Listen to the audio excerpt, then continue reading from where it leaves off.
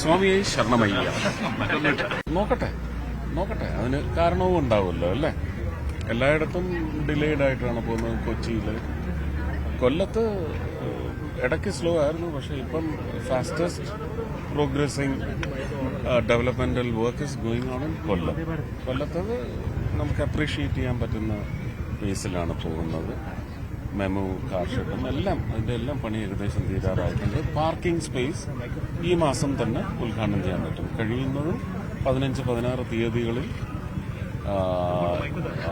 Multi level parking inaugurate ചെയ്യാൻ പറ്റും എന്നാണ് റെയിൽവേ ഡിവിഷണൽ മാനേജർ അറിയിച്ചിരിക്കുന്നത്.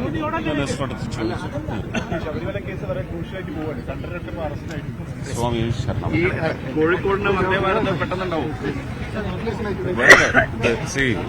ഇതെന്തുകൊണ്ടാണ് ജോർജ് കുര്യൻ സാർ വന്ന് ഒരു അവലോകനം നടത്തി അല്ലേ? റെയിൽവേ മന്ത്രാലയത്തിൽ നിന്ന് തന്നെ ആൾക്കാർ വന്ന് ഇടയ്ക്കിടയ്ക്ക് നമ്മൾ ആരും അറിയാതെ നിരീക്ഷണം നടക്കുന്നുണ്ട്. എന്തുകൊണ്ടാണ്?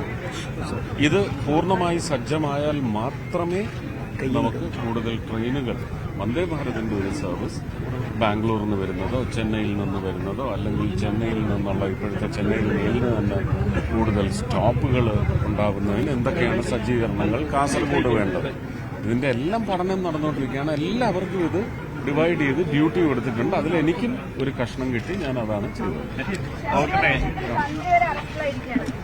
സ്വാമിയെ ശരണമയ്യ.